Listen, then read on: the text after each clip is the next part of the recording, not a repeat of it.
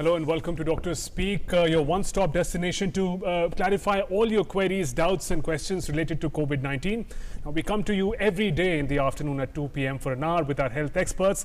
Our doctors today are from Haryana, so we'll also get a local perspective on the manner in which the COVID-19 pandemic has been managed. Remember, it's a phone-in program. You can call us right now live and ask your COVID-related questions from our medical experts. Our phone lines are open for the next 1 hour. Take down our phone numbers. We'll also flash them on the bottom of the screen. The numbers are 233-87031, first number. Second one, 2309-7655-011 is the Delhi code. We'll keep flashing the numbers so you can call us. Remember, you can also connect us online on Facebook page, Twitter handles as well. I'm Shubhendu and with me is Rajni. शुक्रिया शुभेंदु।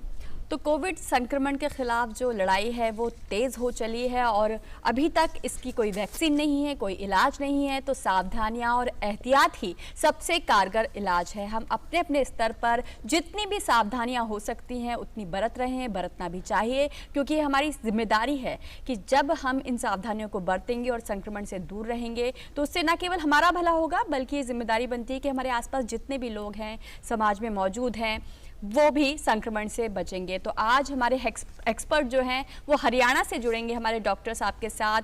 आप Covid संक्रमण से संबंधित जो भी सवाल पूछना चाहते हैं, हमारी फ़ोन लाइन आपके लिए खुल चुकी हैं। आप अपने सवाल पूछिए और जब हमसे आप सवाल पूछेंगे तो अपनी टेलीविज़न का वॉल्यूम उसे कम कर दीजिए या बंद कर दीजिए। तो हमें इंतज़ार है आपके सवालों का। Absolutely. Let me introduce you to the medical experts, doctors who are joining us in the program today. Dr. Savita Verma, COVID in charge, PGI Rohtak. Welcome, Dr. Savita Verma. Also, Dr. Santlal Verma, civil surgeon, Panipat, Haryana. Warm welcome to both of you. We'll also try and connect to Dr. Jitendra Yadav from Haryana, but that's just in a bit. तो आप सभी विशेषज्ञों का स्वागत है। हरियाणा की बात करें सबसे पहले तो एक सर्ज आई थी, बहुत सारे केसेस, बहुत सारे संक्रमण के इन्फेक्शन के बहुत सारे मामले हम देख रहे थे, लेकिन धीरे धीरे अब जो है उस पर नियंत्रण किया जा रहा है। क्या कंटेनमेंट जोन्स में डिवाइड करने से ये हुआ है या फिर टेस्टिंग की रणनीति को कॉम्प्रिहेंसिव या व्यापक बनाने से ये हुआ है डॉक्टर?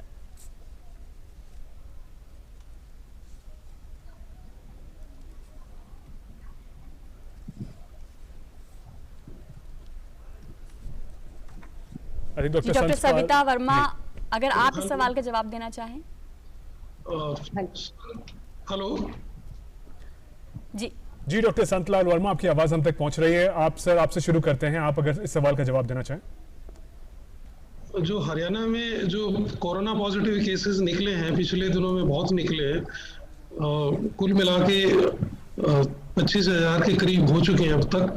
और पानीपत की हम बात करें तो पानीपत में जो पहला केस हमारे पास आया था 18 मार्च को आया था, उसके बाद थोड़े थोड़े केसेस आते रहे हैं और जून के अंदर जो है 300 से ऊपर नहीं गए थे हमारे, लेकिन अभी पिछले दिनों में काफी केसेस बढ़े हैं जो कि ऑलमोस्ट डबल हो चुके हैं। और हालांकि हम बहुत ज्यादा इस पे काम कर रहे हैं ताकि ये कंट्रोल कर सके। पब्लिक के बीच में जा रहे हैं, हमारे डॉक्टर्स भी जाते हैं, उनको समझाते हैं। इनमें जो बेसिक जो सावधानियां बरतने के लिए वो कही गई हैं, जो यूनिवर्सल प्रिकॉशंस हैं, जैसे हम कहते हैं कि सोशल डिस्टेंसिंग जो 1 से 2 मीटर का बना के रखें पब्लिक के बीच में, इसको बार बार उनको बताया जाता है और ऑब्जर्व भी किया जाता है कि वो कर रहे हैं या नहीं कर रहे हैं। इसके अलावा हैंड वॉशिंग का है, वो भी पूरा जोर दिया जाता है। और तीसरा जो मास्क का बहुत इंपॉर्टेंट रोल है, जो पॉजिटिव केसेस हैं अगर वो मास्क का इस्तेमाल करते हैं तो वो बाकी लोगों को प्रोटेक्ट कर सकते हैं। और जो नहीं है, जिनको कोई साइन सिम्टम्स नहीं है या वो नेगेटिव केसेस हैं, उनको भी बचाने के लिए मास्क का उपयोग बहुत जरूरी है, जो कि जिसके लिए बहुत हम जोर लगा रहे हैं। हालांकि कुछ लोग ऐसे भी होते हैं जो परवाह नहीं करते हैं और वो इन्फेक्शन स्प्रेड करने में उनका रोल रहता है। तो इसमें हम हर तरह के ऑफिसर्स की मदद जो डिस्ट्रिक्ट लेवल पे है, हमारे कंटेनमेंट जोन्स भी बनाए गए हैं, जिसमें जिस भी एरिया में कोई पॉजिटिव केस आता है तो उस एरिया को कंटेन कर दिया जाता है। डिस्ट्रिक्ट एडमिनिस्ट्रेशन की तरफ से इंसिडेंट कमांडर्स नियुक्त किए गए हैं, जो अपने अपने एरिया में वो उन केसेस से बात करते हैं और उनको ये बताते हैं कि आपको दूरी बना के रखनी है, सब तरह से प्रिकॉशंस लेनी है। Right. इसके So साथ we'll continue our conversation on that. Let me also welcome our third medical expert joining us today, Dr. Jitendra Yadav, COVID in charge, dedicated COVID Health Center, Mahendragarh, Haryana. Welcome, Dr. Yadav. If I can bring a question to you, sir. If you look at the recovery rate in India of COVID-19, which is a very optimistic sign, over 63%. In Haryana in particular, it's even higher, nearly 76% and above recovery rate. That is the percentage of recovery rate that we have. How do we understand it? How is the strategy of Haryana to tackle the COVID-19 pandemic taking place? What best practices can be learned by other parts of the country? If you can tell us about that, sir, especially in the context of better recovery rate in the state.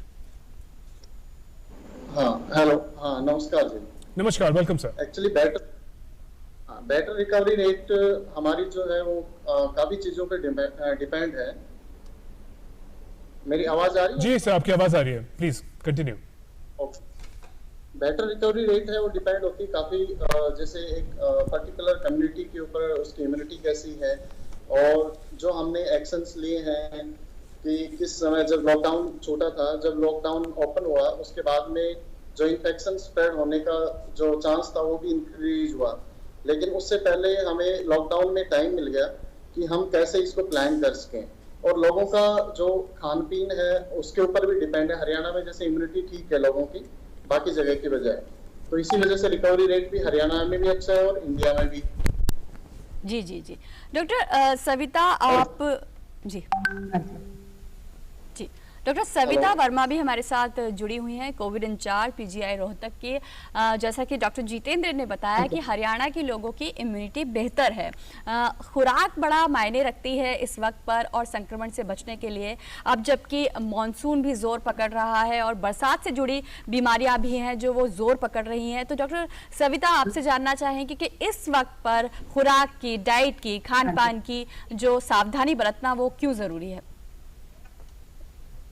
देखिए because ये जो Covid infection हो रहा है इससे protection के लिए हमारी इम्यूनिटी स्ट्रांग होना बहुत जरूरी है और इम्यूनिटी हमारे खान पान पे बहुत डिपेंडेंट रहती है तो अगर हमारा खाना पान अच्छा होगा और हेल्दी होगा तो जी हेलो जी आपकी आवाज मिल रही है जी जी जी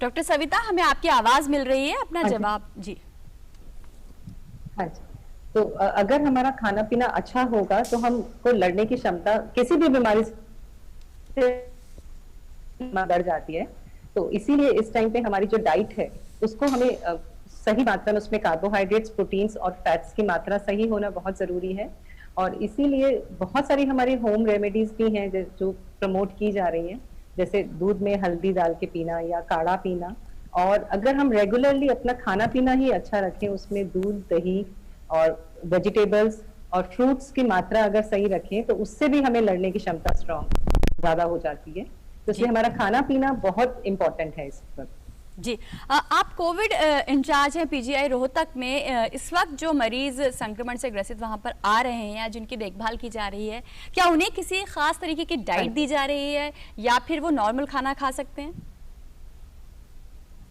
उनको खाना तो हम नॉर्मली दे रहे हैं बिकॉज वैसे भी हॉस्पिटल में जो हम लोग डाइट देते हैं वो पूरी बैलेंस डाइट होती है हमारे यहाँ डाइटिशियंस होते हैं जो ये डाइट चार्ट बनाते हैं तो उनको हम डाइट जो नॉर्मल इंसान खाता है वही डाइट दे रहे हैं उसके साथ उनकी केयर की जा रही है उनको अगर कोई ट्रीटमेंट की जरूरत है तो ट्रीटमेंट प्रोवाइड की जा रही है और इस वक्त होम क्वारंटाइन पे ज्यादा जोर दिया जा रहा है और जो पेशेंट्स के अंदर कोई सिम्टम्स हैं सिर्फ उन्हीं को हॉस्पिटल में एडमिट किया जा रहा है बाकी सबको हम यही कह रहे हैं या उनको सिर्फ हम होम क्वारंटाइन करा रहे हैं बिकॉज जो खाना पीना या जो देखभाल आप अपने घर में कर सकते हैं तो बाहर कहीं और उतनी अच्छे से नहीं हो सकती जी जी Right.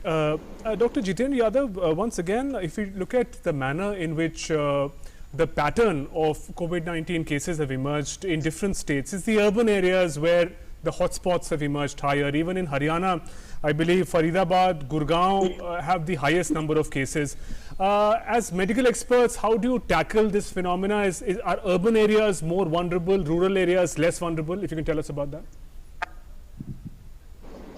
जब स्टार्टिंग में केस इंडिया में शुरुआत हुई थी तो जो अर्बन एरिया थे उनमें मोस्टली जो हमारे यहाँ पे जो पैटर्न शुरू हुआ था, जो हमने स्टडी किया था जब स्टार्टिंग की थी इनकी, तो अर्बन एरिया में ज्यादा थे क्योंकि वहाँ माइग्रेशन ज्यादा था लोगों का।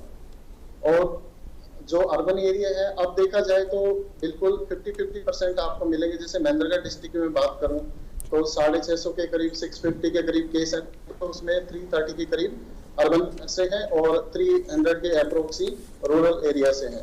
तो अभी ऐसा कोई डिफरेंस नहीं है, बराबर ही केस है। अगर उनको हम प्रॉपरली एक बार एनालाइज करें तो आपको देखने को मिलेगा इसमें। और इस बीच बनारस से हमारे साथ सुमन यादव जुड़ गई हैं। सुमन, बहुत बहुत स्वागत है आपका, अपना सवाल पूछिए।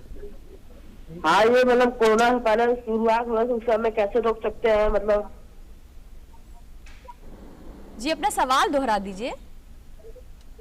जब कोरोना मतलब जब शुरू हो रहा है तो हमें क्या करना चाहिए? जी सवाल यही है, क्या संक्रमण से बचने के लिए क्या किया जाए? मास्क पहने जाए, हैंड सैनिटाइजेशन पर ध्यान दिया जाए। डॉक्टर सविता एक बार फिर से आपके पास जुड़ेंगे। और इस कॉन्टेक्स्ट में जब अनलॉक हो चुका है, लोग वापस अपने काम पे वापस जा रहे हैं। बिल्कुल, हम ये जानना चाहेंगे। जरूरी यही है बिकॉज ये जो इन्फेक्शन है ये अगर आप किसी के बहुत नजदीक जाते हैं तो उससे ज्यादा फैलने का डर रहता है। तो अभी हम यही कह रहे हैं कि आप सोशल डिस्टेंसिंग रखिए। सोशल डिस्टेंसिंग का मतलब ये है कि ये नहीं कि एक एक कमरे में बैठा है, दूसरा दूसरे कमरे में बैठा है। अगर आप 2 हाथ की दूरी भी रखते हैं आपस में तो उतना डिस्टेंस भी काफी है। लेकिन उससे ज्यादा जरूरी ये है कि आप मास्क पहने। अगर सभी लोगों ने मास्क पहना होगा तो अगर किसी को जुकाम भी है या खांसी है या छींक आती है तो वो जो ड्रॉपलेट्स जो हमारे यहाँ अंदर से निकलते हैं जिनसे ये वायरस फैलता है वो किसी और के पास नहीं जाएंगे। तो ये बहुत जरूरी है कि जब भी आप पब्लिक में हैं तो आप मास्क पहने, समय समय पे आप अपने हाथ धोते रहें। और अगर आप सोशल डिस्टेंसिंग का नॉर्म है कि जो हमने 2 हाथों की दूरी का अगर आप डिस्टेंस मेंटेन करते हैं तो ये बहुत हद तक हम कंट्रोल कर सकते हैं। ये 3 बातें का भी अगर हम ध्यान रखें तो बहुत अच्छा परसेंटेज कंट्रोल हो सकता है। जी डॉक्टर संतलाल, इसी से एक रिलेटेड ऑनलाइन क्वेश्चन भी हमारे पास आया है। ये पूछ रहे हैं कि जो रॉ फूड्स होते हैं, सलाद हो गया, पनीर, मक्खन, इनको कंज्यूम करना क्या सेफ है? क्योंकि बताया गया है कि कुक करके अगर करेंगे तो उसमें से वायरस मिट जाते हैं, लेकिन जो रॉ फ्रूट्स या वेजिटेबल्स होते हैं उनको खाना कितना सेफ होगा? डॉक्टर संतलाल अगर आप बता पाएं। बिल्कुल, रॉ फ्रूट्स जो है ना, हम जो सैलेड वगैरह लेते हैं उनको प्रॉपर वॉश करके और कट करके लेते हैं तो उससे कोई इशू नहीं है कि कोई वायरस उससे फैलता होगा।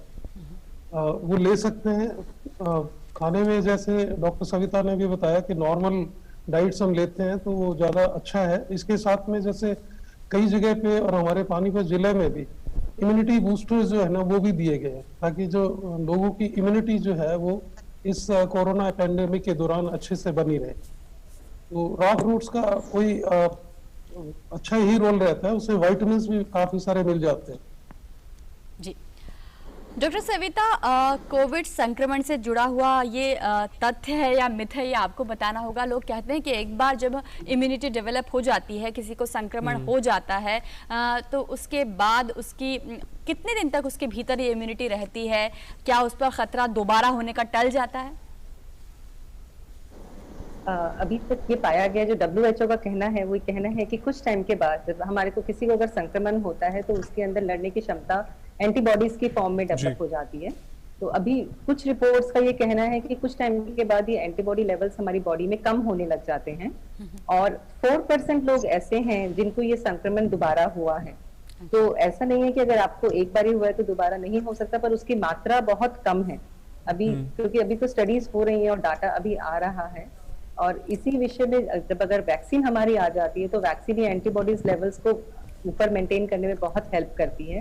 इसीलिए सबको वैक्सीन की वेट है कि जितनी जल्दी आएगी उतना हमारा एंटीबॉडी लेवल्स बना रहेगा।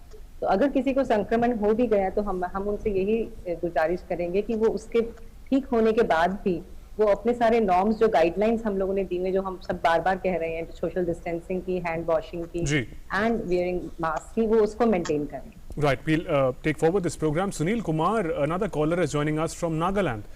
Sunil, welcome. नमस्कार जी। नमस्कार सुनील, अपना सवाल पूछिए प्लीज।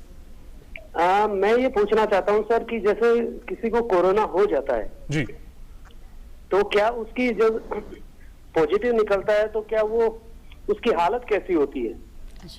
जी यानी कि गंभीरता की बात कर रहे हैं, संक्रमण की गंभीरता की बात कर रहे हैं। डॉक्टर जी। संतलाल अगर आप जवाब देना चाहें। हाँ, मैं बताना चाहूँगा कि बहुत सारे केसेस जो है लगभग 70-80% वो एसिम्टोमेटिक रहते हैं, जिनमें लक्षण नहीं पाए जाते। कुछ केसेस ऐसे होंगे जिनमें बुखार से शुरुआत होती है, कुछ में गले में खराबी के कारण उसको दिक्कत महसूस होती है, और कुछ केसेस में सांस लेने में भी परेशानी होती है।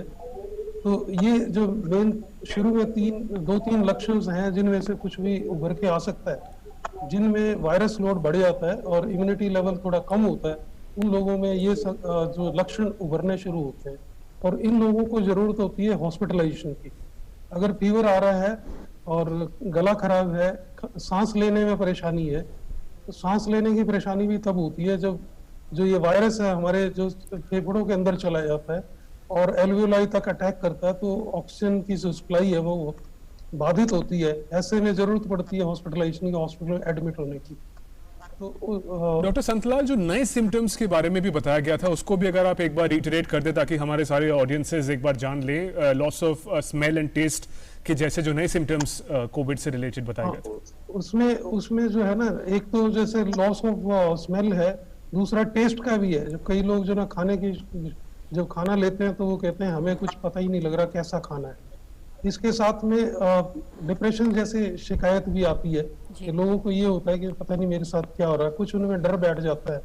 तो इस तरह के नए सिम्टम्स हैं। इसके साथ में पेट दर्द का होना या उल्टी दस्त लग जाना, ये भी किसी किसी केस में देखने को मिलता है।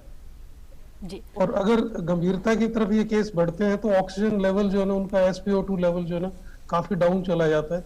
अगर 70% या उससे नीचे जाता है तो बहुत ज्यादा केयर की जरूरत पड़ती है। अच्छे हॉस्पिटल में जहाँ ऑक्सीजन सप्लाई अवेलेबल हो या ICU की जैसी फैसिलिटीज अवेलेबल हो, तो वहाँ पे इनको ध्यान रखना चाहिए और एट द अर्लीस्ट पॉसिबल ऐसे केसेस को रिपोर्ट कर देना चाहिए हॉस्पिटल में। डॉक्टर जितेंद्र हमारे साथ जुड़े हुए हैं। डॉक्टर संतलाल ने एक बड़ी ही अहम बात की ओर इशारा किया कि इस संक्रमण से कहीं ना कहीं हमारी मानसिक सेहत पर भी असर पड़ता है और उसके लिए बहुत ज़्यादा उपाय भी किए जा रहे हैं। डॉक्टर जितेंद्र, आपके माध्यम से आप क्या संदेश देना चाहेंगे लोगों को जिनके आसपास संक्रमण है या कोई ऐसा मरीज है, तो वो खासकर मानसिक सेहत का किस तरीके से ध्यान रखें? सबसे बड़ा जो अभी चैलेंज हमने फेस कर रहे हैं इसके दौरान वो मेंटल हेल्थ ही है कि आदमी जो पैनिक ज्यादा होता है, इसमें आपने देखा होगा मोस्ट ऑफ 80% के करीब केस तो एसिम्टोमेटिक ही है, जिनको कोई इश्यूज नहीं है, ना कोई कंप्लेन है। और जो रिमेनिंग 20% के करीब है, उनमें से भी 2% के अप्रोक्स ऐसे हैं जिनको हॉस्पिटलाइजेशन की जरूरत पड़ रही है। तो उसमें देखना ये कि अगर कोई पॉजिटिव केस आता भी है और आपके आसपास एरिया में भी आता है, तो उसमें पैनिक होने की जरूरत नहीं, क्योंकि इन्फेक्शन की एक लिमिट है कि वो 6 फीट, आप अगर उस पर्सन के कितना कॉन्टेक्ट में है, आप अगर उसके डायरेक्ट कॉन्टेक्ट में नहीं है, उसकी भी एक ड्यूरेशन है कि वायरल लोड होना चाहिए ताकि जी डॉक्टर जितेंद्र, हमारे साथ एक कॉलर जुड़ गई हैं, अहमदाबाद से नीति जुड़ गई हैं। नीति, अपना सवाल पूछिए।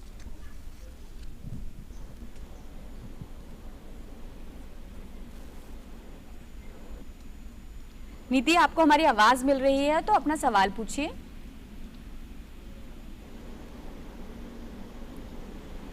जी डॉक्टर सविता, आपके पास लौटते हैं। कोविड संक्रमण के दौरान मानसिक सेहत की बहुत ज़्यादा बात की जा रही है। आप ऐसे ही केयर सेंटर में हैं, ऐसे ही मरीजों के बीच में हैं, आप क्या पाती हैं? क्या ये डर वाकई मरीजों को बहुत ज़्यादा परेशान करता है और उसके लिए बचने के लिए क्या एहतियात रखनी चाहिए?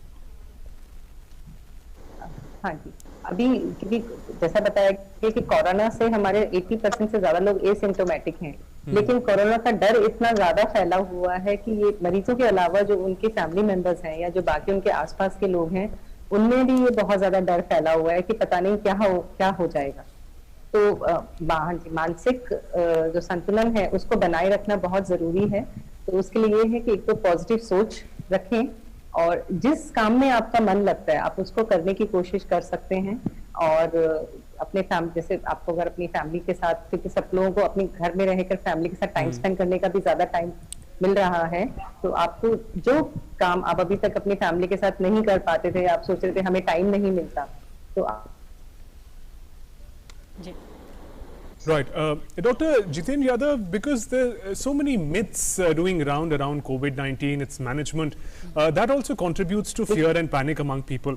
Dr. Yadav, if you can tell us, because you're a COVID in charge in Haryana, give us a picture of what is a COVID ward look like where people are admitted. We know they're in isolation. How often can they meet their family members? Do they have access to phone? What kind of setup is there in a COVID ward, if you can tell us about that? Dr. Jitendra Yadav. जो भी patient Covid, पहली बात तो ये panic वैसे ही हो जाता है, एटमॉस्फेयर ऐसा बना हुआ है जी। हम उसको मिनिमाइज करने के लिए, जैसे हमारे इंस्टीट्यूशन में अगर एडमिट होते हैं तो इवन हमने उनके सर्विलांस के लिए भी 24 आवर सीसीटीवी कैमरेज लगाई हुई है, और साथ में सभी पेशेंट्स को वीडियो कॉल हम अवेलेबल करा रहे हैं ताकि अपनी फैमिली से वो कनेक्टेड रहें, क्योंकि इस डिजीज में बिल्कुल हॉस्पिटल जैसा माहौल नहीं है।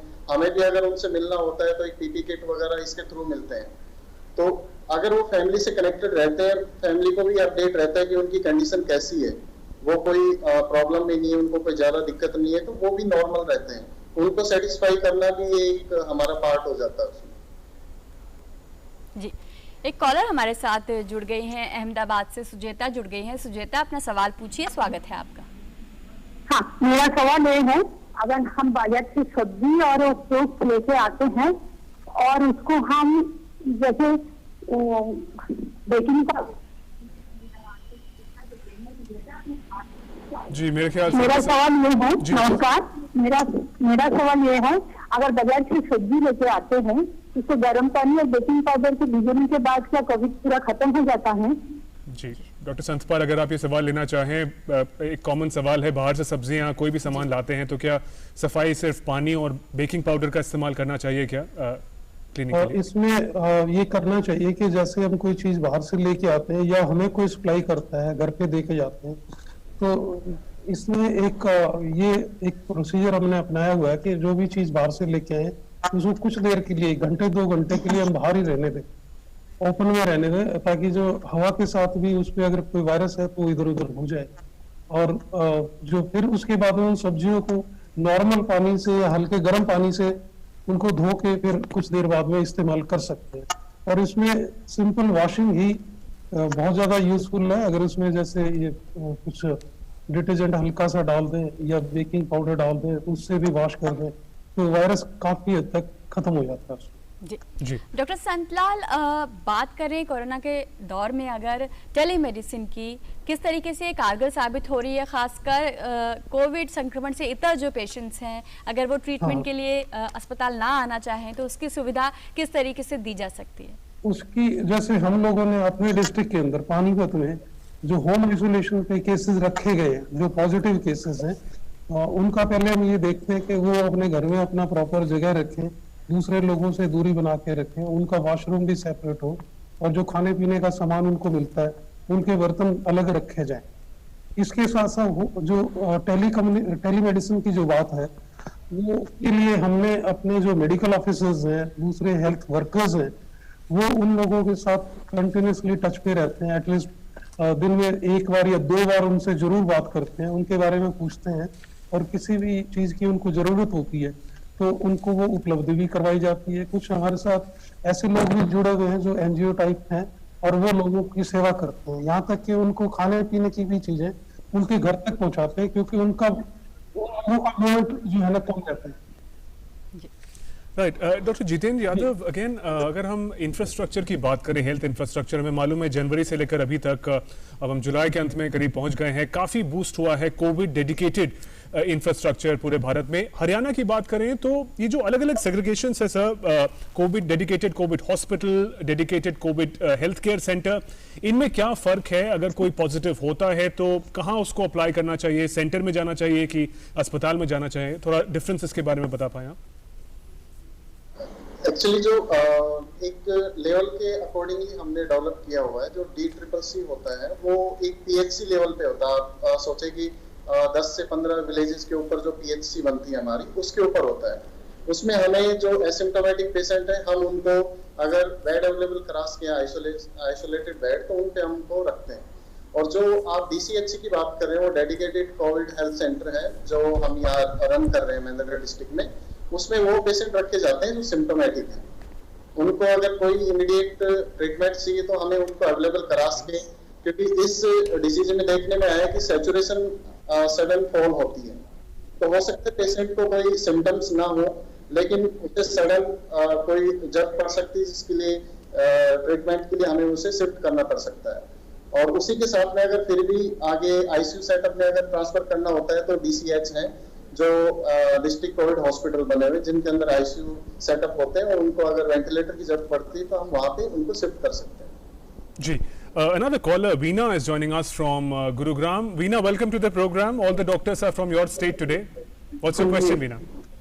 हाँ, मुझे ये पूछना था कि जैसे सीनियर सिटीजन है, हम सुबह वॉक के लिए जाना होता है नीचे हमको बाहर सोसाइटी के अंदर जी, तो 5 o'clock कोई नहीं होता, फिर भी मास्क पहने क्या, हमें सफोकेशन होती है इसे पहनने में, तो वो जरूरी है पहनना, कोई नहीं हो अगर जी। हाँ। और दूसरा क्वेश्चन है, मुझे 2-3 पूछने हैं। जी मैम। जैसे काढ़ा बोला हुआ है काढ़ा पीने के लिए, तो अलग अलग होते हैं, आयुर्वेद में बताते हैं वात कफ पित्त रोग, क्या सबको काढ़ा पी सकते हैं? गर्म नहीं करेगा गर्मियों में काढ़ा? ओके, ये 2 सवाल है मैम। हाँ जी, और एक जो ऑक्सीमीटर है वो कौन सी फिंगर में लगाना चाहिए? ओके, तो 3 सवाल हैं doctor Savita Varma, I can bring the question to you ma'am. पहला तो इंपॉर्टेंस ऑफ मास्क, एक और सवाल है। अच्छा मैम, बीना जी पूछ लीजिए एक सवाल और। हाँ, वो ये है सवाल कि जैसे कोई एलर्जिक है, हमको है, जैसे वेदर चेंज होता है तो थोड़ा सांस फूलना शुरू हो जाता है घर में भी, तो अगर ऑक्सीजन लेवल ठीक है तो फिर हमें कैसे पता लगेगा कि ये कोरोना का है या वही उसी का है? करवाना Beena ji, thank you for all the 4 questions. Doctor Savita Verma, if you can come to you ma'am. पहले 2 सवाल जो खासकर है जो मास्क से रिलेटेड है, मॉर्निंग वॉक, अर्ली मॉर्निंग निकलते हैं तो मास्क लगाना कितना जरूरी है अगर बाहर जाते हैं, क्योंकि सफोकेशन वाली जो सेंसेशन है ये कॉमनली रिपोर्टेड है। कॉमनली रिपोर्टेड सर, जैसा कि आपने बोला कि आप सुबह 5 बजे जाते हैं और उस टाइम कोई भी नहीं होता आपके आसपास, तो आप अपना मास्क साथ ले जा सकते हैं, और उस टाइम अगर आपके से अगर 2 हाथ की दूरी पे लोग हैं तो आप बिना मास्क के उस टाइम वहां पे घूम सकते हैं, बिकॉज जैसा आपने बताया कि आप सीनियर सिटीजन हैं तो इस वक्त बच्चे और सीनियर सिटीजन थोड़ा ज्यादा रिस्क पे हैं, तो अगर आप अकेले हैं तो आप बिना मास्क घूम सकते हैं, लेकिन अगर आपके आसपास थोड़े से भी लोग हैं तो आपको मास्क पहनना पड़ेगा, अपनी प्रोटेक्शन के लिए भी और उनकी प्रोटेक्शन के लिए भी जी। और आपका काढ़ा के बारे में पूछा, जो किस तरीके के इम्यूनिटी ड्रिंक्स के बारे में जी, इम्यूनिटी ड्रिंक्स के बारे में। हाँ जी, हमारा जो हिंदू समाज है उसमें ये माना जाता है कि कुछ चीजें गर्मी करती हैं और कुछ चीजें ठंडी होती हैं। हमारा एलोपैथिक मेडिकेशन में हम लोग ऐसा कुछ नहीं मानते, तो बेसिकली आपने अपनी इम्यूनिटी को स्ट्रांग रखना है। अगर आप अपने खाने पीने से, फ्रूट्स और वेजिटेबल्स से या मल्टीविटामिन्स लेकर अपनी इम्यूनिटी स्ट्रांग रख सकते हैं, तो आपको काढ़ा पीने की जरूरत नहीं है। या जैसे हमने कहा कि हल्दी या बहुत सारे हमारे ऐसे मसाले हैं जो हम अपने खानों में यूज करते हैं और वो भी अच्छे एंटीऑक्सीडेंट्स होते हैं और इम्यूनिटी को बूस्ट करते हैं। तो अगर आपको काढ़े से लगता है कि हाँ गर्मी कर सकता है या आपको कुछ थोड़ा सा अनकंफर्टेबल साइड इफेक्ट्स फील होते हैं, तो आप अपने खान पीन को अच्छा रख सकते हैं, जरूरी नहीं है कि आपको काढ़ा पीना है जी। 2 और सवाल थे बीना जी के जी, ऑक्सीमीटर से रिलेटेड था जी। तो आप ऑक्सीमीटर को अपने इंडेक्स फिंगर पे लगा सकते हैं। बेसिकली पेरिफेरी में क्या होता है कि सबसे कम ब्लड सप्लाई होती है, और अगर वहां पे भी ऑक्सीजन की सप्लाई अच्छी शो हो रही है तो ये इंडिकेट करता है कि हमारी बॉडी में, पूरे शरीर में हर जगह ऑक्सीजन की सप्लाई अच्छी जा रही है। तो आप इंडेक्स फिंगर में लगा सकते हैं ऑक्सीमीटर। और आपका चौथा सवाल जी, आप रिपीट कर देंगे? मौसम के बदलने से जो एलर्जीज हैं या जो सांस लेने में दिक्कत हो रही है, तो कैसे पता लगाया जाए कि ये कोरोना है या फिर किसी और चीज के कारण दिक्कत हो रही है? हाँ, क्योंकि आजकल फ्लू भी बहुत फैला हुआ है और जैसे मौसम बदल रहा है, बारिशें हो रही हैं, तो ये वाले सिम्टम्स बहुत लोगों को आ रहे हैं। तो ज्यादातर हॉस्पिटल्स में हम लोगों ने फ्लू क्लिनिक्स चलाए हुए हैं। तो अगर आपको कोई इस तरह के सिम्टम्स आते हैं और आपको लगता है तो आप वो फ्लू क्लिनिक में जाके जांच करवा सकते हैं। वो आपकी पूरी हिस्ट्री, कॉन्टैक्ट की हिस्ट्री और आपका एग्जामिनेशन करके वो आपको बता देंगे कि ये कोविड के सिम्टम्स हैं या नहीं है और सिंपल एलर्जिक रिएक्शंस हैं। तो उसके लिए आप मेडिकल हेल्प गेन कर सकते हैं जी। डॉक्टर जितेंद्र भी हमारे साथ जुड़े हुए हैं। डॉक्टर जितेंद्र, बहुत सारे राज्यों में होम आइसोलेशन को लेकर नीतियां और कारगर हो रही हैं, और अब जहां सदस्य पूरी तरह पॉजिटिव हो रहे हैं वहां पर कहा जा रहा है कि होम क्वारंटीन में ही रहिए। लेकिन ये कैसे सुनिश्चित किया जाएगा कि होम क्वारंटीन में सारे नियमों का ठीक तरीके से पालन हो रहा है या नहीं, और या उन्हें जिस इलाज की ज़रूरत है वो ठीक तरीके से उन्हें मिल रहा है या नहीं? होम आइसोलेशन जैसे इंडिया में आप देख रहे हैं इंफ्रास्ट्रक्चर जो हमारा हेल्थ सिस्टम है वो इतना हम लोड नहीं ले सकते जितना कि पेशेंट टोटल है। तो उसमें जो एसिम्टोमेटिक पेशेंट है हम उन्हें कोशिश करते हैं कि होम आइसोलेट हो जाए। उसके दो बेनिफिट हैं, एक तो जो लोड एक्स्ट्रा लोड पड़ता है अननेसेसरी का वो कम हो जाएगा। सेकंड, एक पेशेंट को एनवायरनमेंट ठीक मिलता है फैमिली में, जब वो उससे सेपरेट रहते हैं लेकिन वो फैमिली के आसपास ही रहते हैं तो वो थोड़ा अपने आप मेंटली स्ट्रॉन्ग रहते हैं। और सेकंड, उसको मॉनिटर करने के लिए हमने जैसे मेंढरगढ़ डिस्ट्रिक्ट में सभी प्रॉपर टीम बनाई हुई है एरिया वाइज। तो जब भी कोई होम आइसोलेट पेशेंट होता है तो हम उनसे एक डॉक्टर जो मेडिकल ऑफिसर होता है उस एरिया में उसको हम उनसे अटैच कर देते हैं। तो उनके ट्रीटमेंट की गाइडलाइन अवेलेबल होती है पेशेंट के पास भी कि मुझे क्या क्या देना, हम रिटर्न में इवन बुकलेट देते हैं उनको। और सेकंड थिंग, उनकी ऑब्जर्वेशन है वो पुलिस डिपार्टमेंट द्वारा भी की जाती है कि कई बार ऐसा होता है कि पेशेंट हो सकता है कि जो आइसोलेशन के रूल्स हैं ताकि दूसरों को इन्फेक्शन ना फैले उनसे बचाव के लिए वो अगर कुछ ब्रेक होता है तो उसमें भी स्ट्रिक्ट एक्शन लिया जा सकता है। तो उसके लिए पुलिस डिपार्टमेंट भी अपनी जो भागीदारी वो निभाता है। साथ में हेल्थ टीम उस पर प्रॉपर मॉनिटरिंग और ट्रीटमेंट के पार्ट में रखती है ताकि उसको कोई दिक्कत ना हो। That each of us has to make sure that we play our part and be careful. Look around us. If people are not wearing masks, inform them and do that. Another caller, Vikas, is joining us from Siliguri. Vikas, welcome to the program. Yes, sir. Welcome. Yes, Vikas, your question, please. Sir, मेरा question ये है कि हम लोग कुछ दिन पहले जी मेरे फैमिली में सबको बुखार हुआ, ऑलमोस्ट सबको, एंड गला दर्द और फिर उसके बाद हम सबके सब ठीक हो गए एक हफ्ते के बाद। अभी 10-15 दिन हो गए ऐसा सिम्टम हुए हुए और अभी पूरा फैमिली ठीक है, पूरा एवरीबॉडी ऑल आर गुड। तो मैं ये जानना चाहता हूँ क्या अभी हम लोग कोरोना टेस्ट करवाना चाहिए या नहीं करवाना चाहिए, मतलब किस तरह की कुछ है? डॉक्टर संतलाल, अगर आपने सवाल सुना कि कह रहे हैं जी, I just want to ask you ये जो जैसे इन्होंने बताया कि एक हफ्ता पहले इनको बुखार आया और फिर ठीक हो गए, ये मोस्टली जो कोरोना पॉजिटिव केसेस होते हैं इनमें बुखार एक मेन सिम्टम है और वो अपने टाइम के साथ में ठीक हो जाता है अगर उसका इम्यूनिटी लेवल अच्छा है। पर इसके साथ में ये जरूरी है कि हमें जो 14 दिन को आइसोलेशन चाहिए होता है होम क्वारंटाइन फैसिलिटी पे जैसे मेंटेन करते हैं वो करना चाहिए। और जो पॉजिटिव केसेस है उनके लिए कुछ एक्स्ट्रा डेज भी रखे जाते हैं। हम कहते हैं कि जो जैसे 10 दिन हॉस्पिटल में कोई एडमिट रहता है तो उसके लास्ट के 3 days as per new guidelines under COVID programme, जो लास्ट के 3 डेज हैं that in that 3 days patient should be totally asymptomatic और उसके बाद में फिर उसको नेक्स्ट 7 डेज के लिए फिर होम क्वारंटाइन की एडवाइस दी जाती है। तो इस दौरान में उनको कहीं इधर उधर घूमना नहीं चाहिए क्योंकि वो अभी भी वो वायरस को हार्बर कर रहे होते हैं तो दूसरों को स्प्रेड कर सकते हैं। सो इन्हें डॉक्टर संतलाल, विकास को क्या इनकी फैमिली को 7 दिन का क्वारंटाइन करना चाहिए क्या? Is that advisable? अगर कोई सिम्टम्स जिस दिन सिम्टम फ्री हो गए हैं उसके 3 दिन प्लस 7 डेज टोटल 10 डेज उसके बाद में उनको अपना होम क्वारंटाइन पर रहना चाहिए। जी जी डॉक्टर जितेंद्र, इस वक्त बरसाती बीमारियों का बहुत ज़्यादा जिक्र हो रहा है और लोग गले में खराबी की भी शिकायत कर रहे हैं कि गले में खराबी है, तो किस तरीके से अश्योर हों कि अगर गले में थोड़ी भी खराबी है तो क्या वो कोरोना संक्रमण हो सकता है, उस पर कितना ज़्यादा ध्यान देने की ज़रूरत है और जो दो बरसात के ख़राब पानी से जनित जो बीमारियाँ हैं उनसे कैसे इस वक्त बचाव किया जाए? सबसे ज्यादा दिक्कत जो होगी यही होगी क्योंकि जो कोरोना के सिम्टम्स हैं वो मोस्टली फ्लू के जो सेम सिम्टम होते हैं वही सभी डिजीज के होते हैं। तो इसमें आप डिफरेंशिएट जल्दी से कर नहीं पाएंगे कि किसकी प्रॉब्लम है। तो इसमें आपको ये देखना पड़ेगा कि आपकी जो रोल आउट करने के लिए हमने कुछ गाइडलाइन गवर्नमेंट ने दी हुई है कि आपको कोरोना कैसे हो सकता है, इसका एक सोर्स होना चाहिए। अगर आपको लगता है कि आपकी कोई ट्रैवल हिस्ट्री है पिछले 14 डेज में, लास्ट 14 डेज में, और या आपका कोई क्लोज कांटेक्ट है जो पॉजिटिव आ गया आपका, ठीक है, इस तरह से आपको डाउटफुल अगर लगता है तो आपको एक बार फ्लू कॉलर पे जाके जरूर चेक करा लेना चाहिए। और अगर आपको लगता है कि नहीं आपका कोई कांटेक्ट नहीं है और सिंपली अगर 1-2 दिन में कोई ऐसी दिक्कत होती है तो आप एक बार टेलीमेडिसिन भी जो गवर्नमेंट ने शुरू कर रखी है उस पर भी आप सलाह ले सकते हैं। और फिर भी अगर इश्यू हो तो चेकअप करा लेना चाहिए। अगर ज्यादा आपको लगता है कि फीवर भी आ रहा है और गला भी खराब है और आपको डाउटफुल है कि आपको नोन नहीं है कि हो सकता है किसी से आपका कांटेक्ट रहा हो जो कोरोना पॉजिटिव हो या सस्पेक्टेड हो। जी, इस बीच एक कॉलर जुड़ गए हमारे साथ प्रयागराज से। आपका बहुत बहुत स्वागत है, अपना सवाल पूछिए। आशीष जी नमस्कार। आशीष, अपना सवाल पूछिए।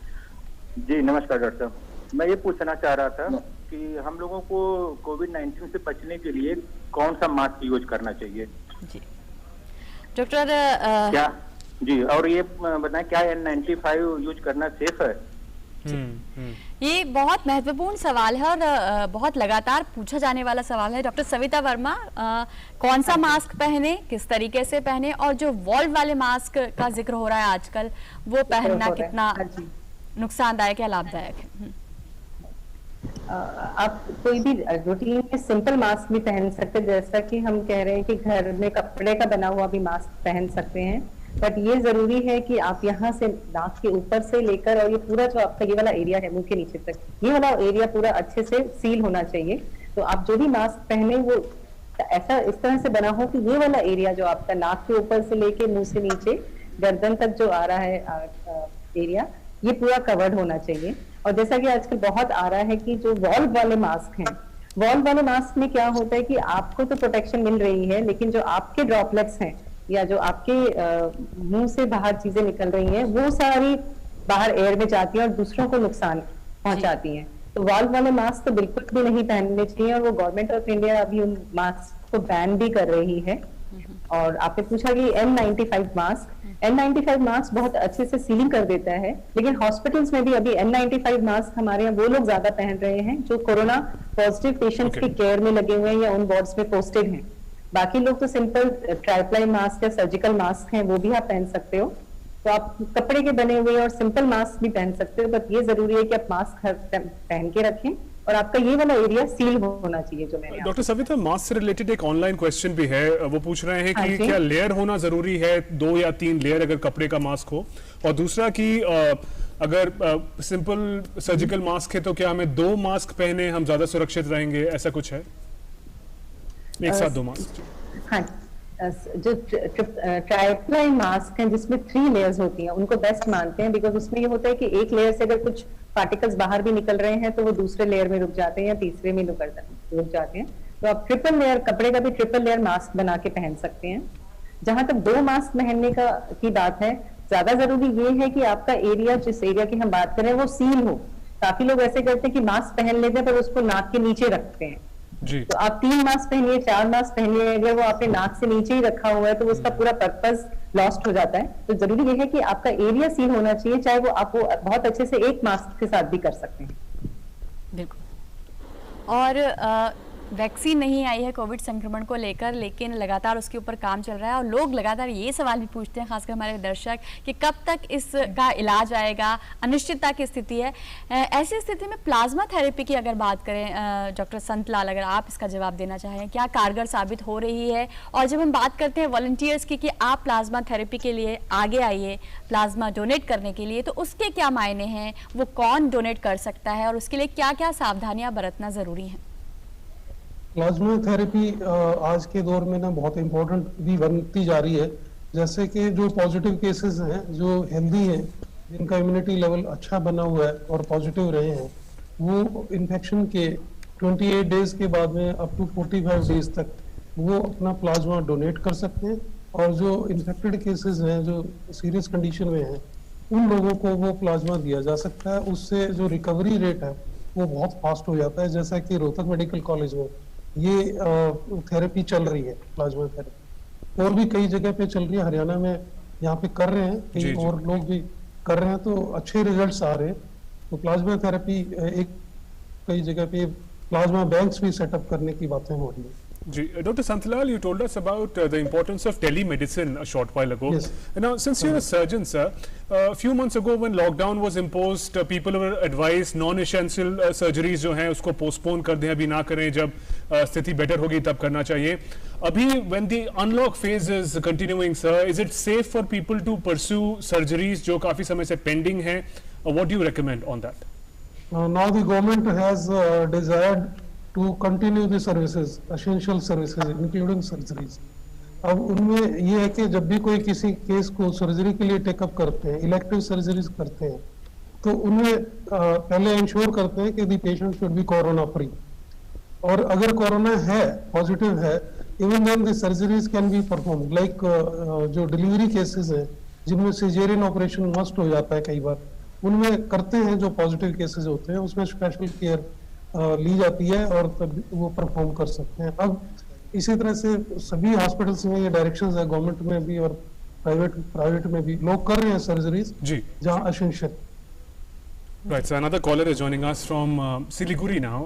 Rohit is joining us on phone line. Rohit, hello. हाँ सर।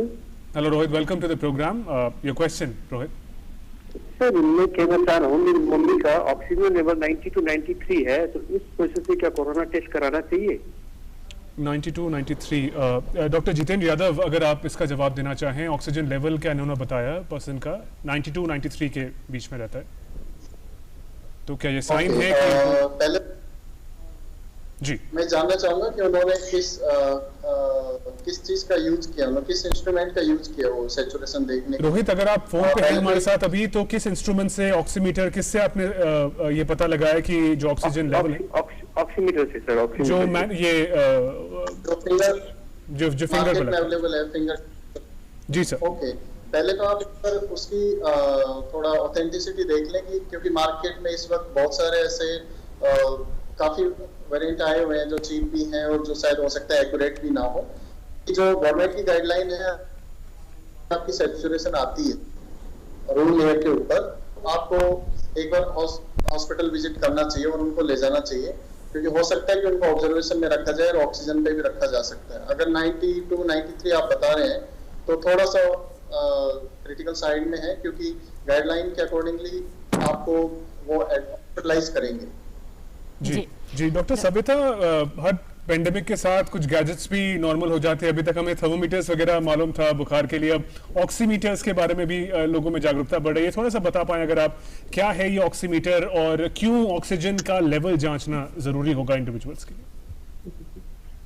एक्चुअली जो कोरोना है वो हमारे जो हमारी छोटी छोटी ब्लड वेसल्स, जैसे हमने बोला पेरिफेरल ब्लड वेसल्स हैं, उनके अंदर जो हमारा लंग्स के अंदर जाकर वहां पे लंग्स के हमारा मेनली क्या होता है, लंग्स के अंदर ऑक्सीजन आती है और कार्बन डाइऑक्साइड वहां से बाहर निकलती है, और हमारे शरीर में सब सेल्स को दो चीजों की जरूरत पड़ती है अपना नॉर्मल रूटीन काम करने के लिए, एक ऑक्सीजन और दूसरा ग्लूकोज। तो अगर कोई कोरोना संक्रमित पेशेंट होता है तो उनके अंदर क्या होता है कि जो एक्सचेंज है ऑक्सीजन का ये कम हो जाता है, और आजकल जो न्यूज आ रही है उसमें ये भी आ रहा है कि थोड़ा थोड़ा क्लॉट्स भी बनने लग जाते हैं, तो उससे क्या होता है कि हमारा जो ऑक्सीजन की सैचुरेशन है वो फॉल करने लग जाती है, और अगर ये 94% से नीचे आ जाती है तो ये काफी क्रिटिकल हो जाती है। अब इसको इजीली चेक करने के लिए, जैसे हम ब्लड प्रेशर के लिए, आपने जैसे थर्मामीटर की बात करी, तो हम बहुत इजीली अपना टेम्परेचर चेक कर सकते हैं। इसी तरह से हम अपनी ऑक्सीजन सैचुरेशन जो ब्लड के अंदर है वो हम ऑक्सीमीटर से चेक कर सकते हैं, और ये सिंपली आपने फिंगर पे लगाना है, तो उस टाइम पे हमें ये बता देता है कि जो हमारी फिंगर के अंदर जो ब्लड वेसल्स हैं उसके अंदर कितनी ऑक्सीजन सप्लाई आ रही है, और अगर ये ऑक्सीजन सप्लाई बिलो 94% जाती है तो उसका मतलब ये है कि कहीं ना कहीं कोई प्रॉब्लम है और पूरे शरीर में जो ऑक्सीजन की सप्लाई है वो नॉर्मली नहीं आ पा रही। तो जो ऑक्सीमीटर्स हैं कि नॉन इन्वेजिव इंस्ट्रूमेंट हो जाता है, और जिससे हम ऑक्सीजन सप्लाई बहुत इजीली चेक कर सकते हैं। तो ये एक रूटीन टेस्टिंग के इंस्ट्रूमेंट्स हैं, बीपी इंस्ट्रूमेंट हो गया, टेम्परेचर के लिए हम थर्मामीटर यूज करते हैं, पल्स ऑक्सीमीटर हो गया। तो कोरोना के अंदर क्योंकि ऑक्सीजन सैचुरेशन कम हो जाती है और वो एक बहुत बड़ा कारण है जो पेशेंट को सीरियसनेस की तरफ ले जाता है, इसीलिए पल्स ऑक्सीमीटर इसमें हेल्पफुल है और ऑक्सीजन सैचुरेशन हमें बहुत इजीली बता देते हैं। जी, वाराणसी से हमारे साथ एक कॉलर जुड़ गए हैं, प्रदीप जुड़ गए हैं। प्रदीप, स्वागत है, सवाल पूछिए। हाँ नमस्कार मैम। नमस्कार मैम, ये कह रहे हैं अगर किसी को सर्दी खांसी है और खांसी कफ के साथ आ रही है, 5-6 दिन से आ रही है, तो इससे क्या इन्फर कर सकते हैं? जी, डॉक्टर जितेंद्र यादव। अगर आपको इस मौसम में कफ होना एक कॉमन चीज भी हो सकती है, क्योंकि अभी फ्लू का भी सीजन चलेंगे, अभी थोड़ा सा रेनी सीजन भी है, लेकिन फिर भी अगर आपको लग रहा है कि 5-6 दिन से खांसी है तो एक बार फ्लू कॉर्नर पे आपको विजिट करनी चाहिए, क्योंकि जो हर एरिया में बना रखे हैं सभी गवर्नमेंट हॉस्पिटल्स के ऊपर फ्लू कॉर्नर बने हुए हैं, तो आप एक बार वहाँ विजिट करके दिखा ले, ताकि वो पूरी हिस्ट्री वगैरह एवेल्यूएट कर लेंगे और देख लेंगे कहीं आप कोरोना सस्पेक्ट तो नहीं है। अगर वो नहीं है तो फिर आप सिंपली इसे ले सकते हैं, उसके एक सिंपल मेडिसिन जो चलेगी वो चला सकते हैं। डॉक्टर संतलाल भी हमारे साथ जुड़े हुए हैं। डॉक्टर संतलाल, एक बड़ा सवाल इन दिनों सामने आ रहा है, कोविड संक्रमण अपने साथ कई चुनौतियां जो लेकर आया है, उसमें वो कचरा भी है, मास्क हो गया, पीपीई किट हो गई या दूसरा तरीके का जो कचरा हो गया, जो लोग अगर ठीक तरीके से इस्तेमाल नहीं करें और ठीक तरीके से उसका निपटारा नहीं करें तो वो ज़्यादा खतरनाक हो सकता है। उसके बारे में आप क्या राय देना चाहेंगे लोगों को? आप बिल्कुल सही कह रहे हैं। बायोमेडिकल वेस्ट जो जनरेट हो रहा है हॉस्पिटल में भी हो रहा है, और जो लोग होम आइसोलेशन पे हैं वो भी स्पेसिफिक जो है जैसे मास्क यूज करते हैं, कुछ और आइटम यूज करते हैं, बायोमेडिकल वेस्ट में काउंट होता है वो, और उसका डिस्पोजल करना प्रॉपर ढंग से वो बहुत इंपॉर्टेंट है। बायोमेडिकल वेस्ट मैनेजमेंट की गाइडलाइंस के अनुसार जो ये इस तरह का जो कचरा जो वेस्ट जो जनरेट हो रहा है घर में भी हो रहा है, तो उसको पहले तो हम डिसइंफेक्ट करते हैं।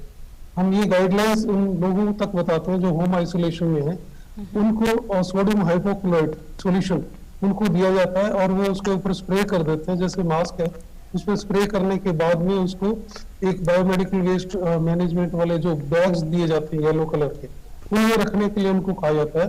और वो फिर जैसे हमारे यहाँ पे एक सिस्टम बनाया हुआ है कि म्यूनिसिपल कॉर्पोरेशन की एक गाड़ी बायोमेडिकल वेस्ट जनरेट जो हो रहा है उसको उठाने के लिए वो घर घर से कलेक्ट करते हैं ताकि वो इधर उधर ना फेंका जाए, और उसको प्रॉपर जो बायोमेडिकल वेस्ट मैनेजमेंट वाले जो प्लांट है उसके ऊपर वापस वो भेज दिया जाता है।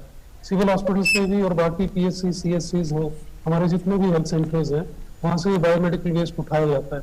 लोगों को ये राय दी जाती है कि वो कहीं पे भी अपने मास्क यूज किए हुए चलते फिरते इधर उधर ना फेंके, वो एक प्रॉपर जगह पे या तो हॉस्पिटल में वहां पे छोड़े या घर में भी रखते हैं तो किसी एक पॉली बैग में वो रखें, जब वो गाड़ी आए तो उनको हैंड ओवर करें। ये बहुत आवश्यक है। Another caller, Shiv, is joining us from Baldogra. Shiv, welcome to the program. जी सर, यदि एक हेमोफीलिया पेशेंट को जी कोरोना हो गया तो उनको इलाज करना संभव है कि नहीं? क्योंकि एक हेमोफीलिक को तो फैक्टर की जरूरत पड़ती है और वो सभी हॉस्पिटल में मिलता नहीं। दूसरी बात, उन लोगों को बॉडी में तो प्लाज्मा की मात्रा बहुत कम रहने का कारण इम्यूनिटी भी बहुत कम होती है। तो सर, इलाज करना संभव है? जी डॉक्टर जितेंद्र यादव, अगर आप ये सवाल लेना चाहें। जी Shiv, thank you for your question. Haemophilia के पेशेंट कितना वनरेबल होते हैं और उनका इलाज कोविड का अगर वो पॉजिटिव निकलते हैं तो संभव है क्या? किस तरीके से, how do you go about it?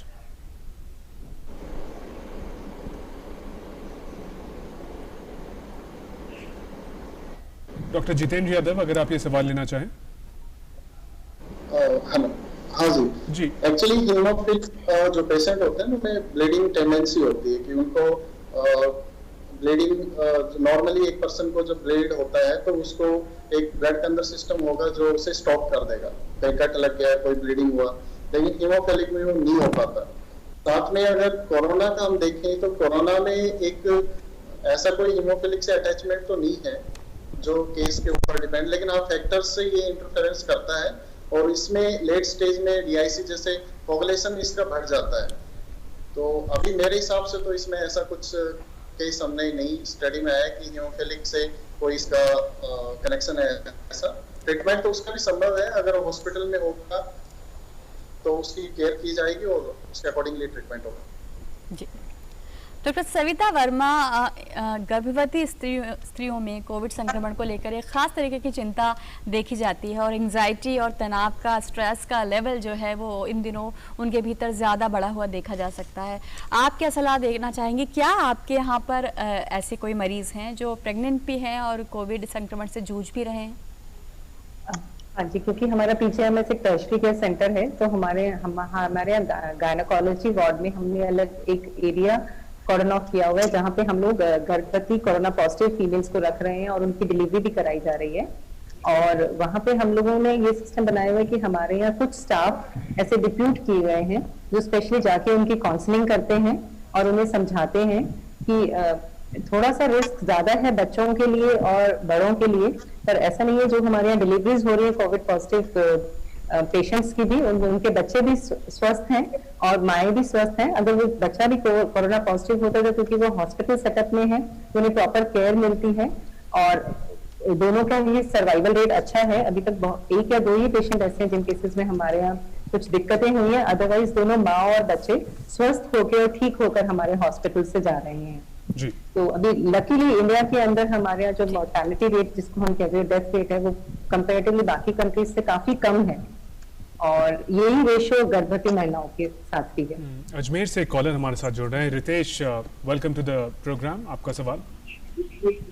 Sir, मैं एक मेडिकल स्टाफ हूँ जी और मैं ये जानना चाहता हूँ कि गवर्नमेंट की WHO की या ICMR की जो भी गाइडलाइन है जी, उसमें सरकार की तरफ से ये बोला गया है कि स्टाफ को क्वारंटाइन बंद कर दिया जाए जी।